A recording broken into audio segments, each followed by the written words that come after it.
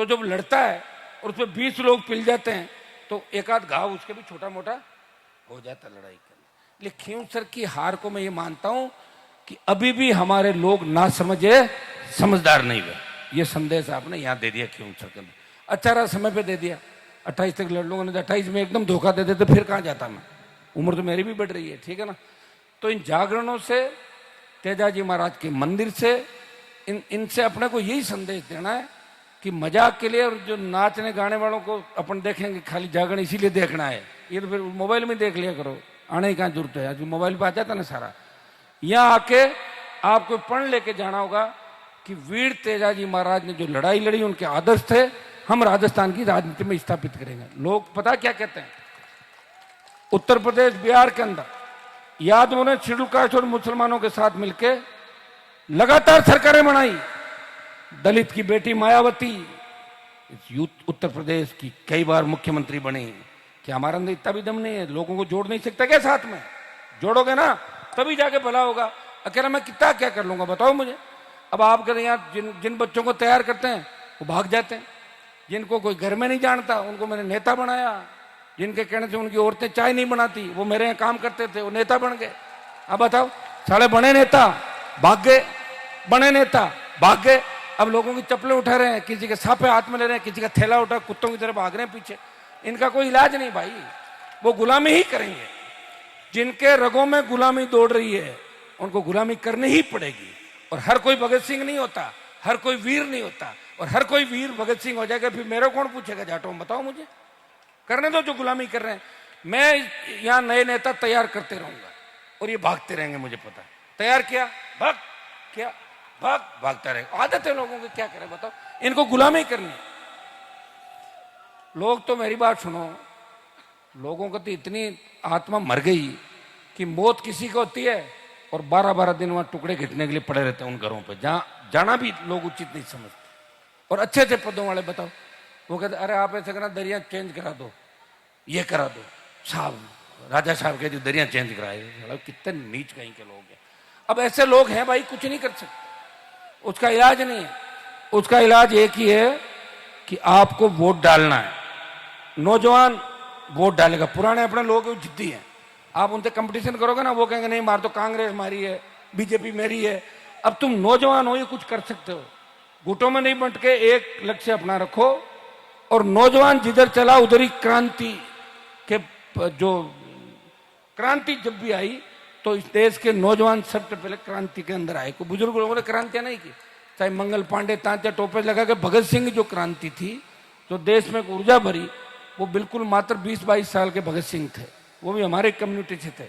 तो भाइयों याद करो उन चीजों को, याद करो इतिहास को, याद करो अपनी तकलीफों को, और याद उनको भी करो जो आपके समाज के होते हुए भी आपको धोखा देते थे और आपको अपमानित करते थे, उनको भी याद करो।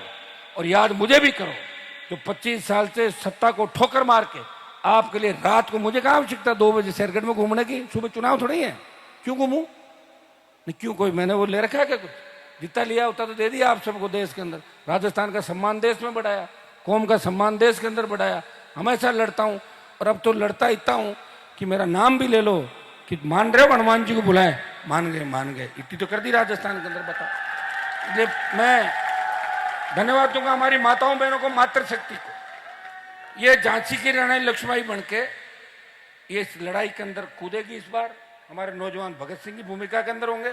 और मुझे खुशी है कि शेरगढ़ का मेला देख के तय है कि मारवाड़ से तूफान चलेगा और शेखावाटी जयपुर जाते जाते सुनामी बन जाएगी। राष्ट्रीय लोकतांत्रिक पार्टी की एक तरफा इस बार चलेगा, मैं कोई दो राय नहीं।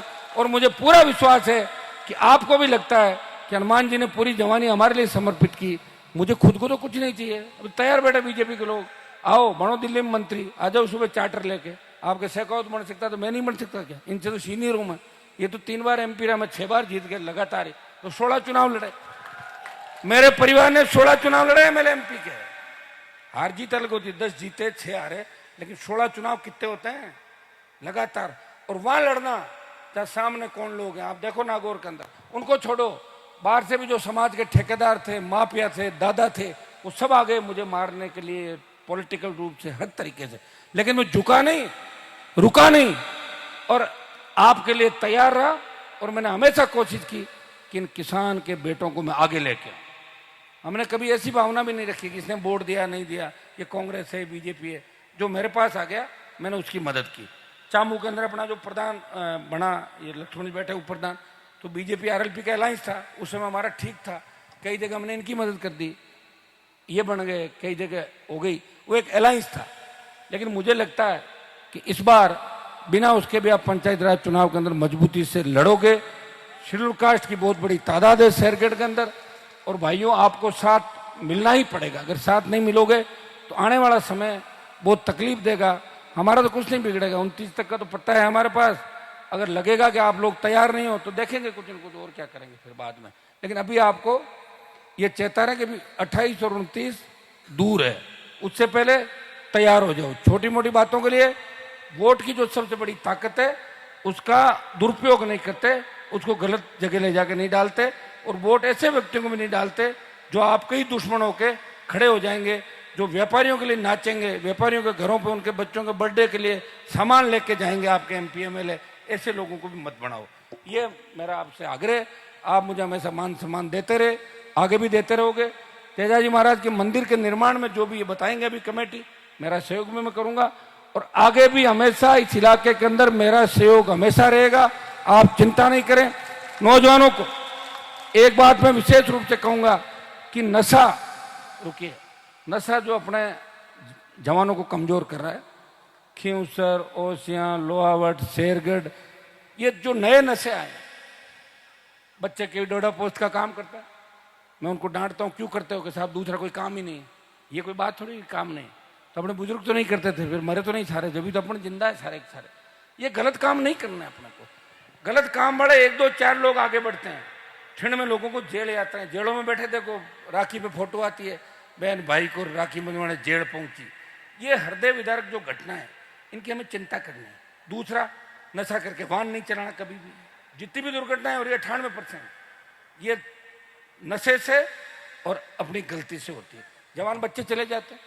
ये अपना शेरगढ़ का जो नदी के अंदर मामला हुआ भंवर जी के परिवार का, कितना बड़ा हृदय विदारक घटना थी। कहीं न कहीं अगर ड्राइवर साहब ये कर लेते कि मैं नहीं निकालूंगा, आराम से निकालूंगा, इतने लोग थोड़ी जाते। तो लापरवाही किसी को तो माननी पड़ेगी कि नहीं माननी पड़ेगी। और भाई मैं तो नौजवानों को साथ लेकर चल रहा हूँ 25 साल से, मैं तैयार खूब के चले जाते। ये अपना शेरगढ़ का जो नदी के अंदर मामला हुआ भंवर जी के परिवार का, कितना बड़ा हृदय विदारक घटना थी। कहीं न कहीं अगर ड्राइवर साहब ये कर लेते कि मैं नहीं निकालूंगा, आराम से निकालूंगा, इतने लोग थोड़ी जाते। तो लापरवाही किसी को तो माननी पड़ेगी कि नहीं माननी पड़ेगी। और भाई मैं तो नौजवानों को साथ लेकर चल रहा हूँ 25 साल से,